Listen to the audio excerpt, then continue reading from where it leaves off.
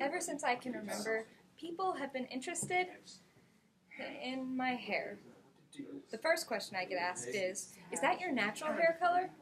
The next question I get asked is, do you have a soul? Don't get me wrong, I love the attention, but not all of it is wanted. See, being a redhead comes with the assumption that you are a freak. And it's not totally wrong. According to medical doctor Jonathan L. Rees, red hair is the result of 2 copies of a recessive gene on chromosome 16. This causes an alternate formation of the melanocortin-1 receptor, also known as the MC1R gene, which is all just fancy science talk saying that redheads are mutants, which puts me in the same group as Wolverine, Cyclops, and Professor Xavier. And that's pretty awesome. Maybe I can't control the weather. And I don't have adamantium claws. But I do have one thing only a select few around the world have. Gorgeous red hair. So today, we will be taking a look at what exactly makes being a redhead so special. In order to do this, we will first time travel to see these fiery creatures of the past. Next, we will use our laser vision to see how this mutation has caused a few problems among us fireballs. And finally, you won't have to read my mind to see that being a redhead is ultimately great. In order to fully understand the redheaded population, we must first take a look at their history. Let's venture back to ancient Egypt, where those with red hair were burned and whose ashes were scattered as a sacrifice to the god Osiris. According to Scottish anthropologist Sir James George Fraser, this was done in a belief that it would turn their corn red or golden, as if us redheads were some ancient form of miracle grow. The mystical properties of being a redhead were also questioned in medieval Europe. Malleus Maleficarum, the infamous witch-hunting manual, instructed that red hair and green eyes were marks of a witch.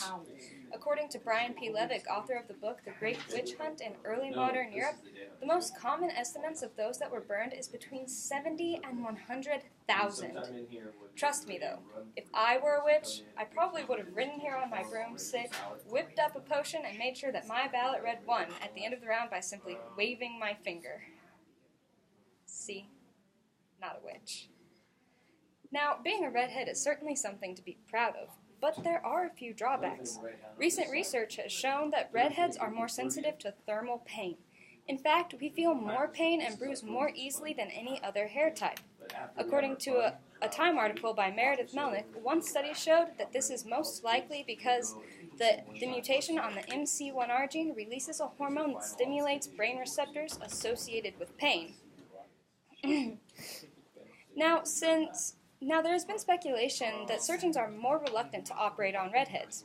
This may be because we require 20% more anesthesia than non-redheads. Anthony G. Dofus of the Outcomes Research Consortium of Clinical Anesthesiologists attributes this to the MC1R gene and its inadvertent activation of pain receptors in the brain. It seems as though we have a temperamental interior to complement our temperamental exteriors. In the present, however, many positives can be seen in the ginger population. First of all, we have an entire day dedicated to us. In Breda, Netherlands, redheads and their families are welcome to celebrate redheads from around the world. The festivities include exhibitions and even fashion shows. Imagine a crowd full of redheads. That's my dream. Now, since we only make up about 2% of the population, many believe us to be going extinct. In fact, according to Barry Starr, a genetics professor at Stanford University, it is unlikely that redheads will ever be extinct. This is because about 80% of the global population carries the MC1R gene, which means there will always be a likelihood of 2 MC1R genes finding each other and making a cute little ginger baby. And there's nothing cuter than a redheaded baby, except a redheaded stepchild, maybe? So don't worry, we won't be making it to the endangered species list anytime soon. So today, we time traveled to see how redheads were mistreated in ancient Egypt and medieval Europe.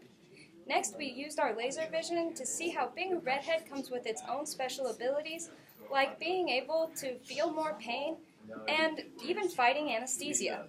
And finally, you didn't have to read my mind to see that being a redhead comes with its own special perks, like having an entire day dedicated to your hair, and the fact that we'll be around for a while. being a redhead is pretty amazing. You might call us the unicorns of people. No, maybe not. But now when people ask me about my hair, I say, no, I'm not just a redhead. I am a mutant superhero. I can't control the weather. And I don't have razor-sharp adamantium claws. But I do have one killer carrot top, and I'm proud of it. 5:32.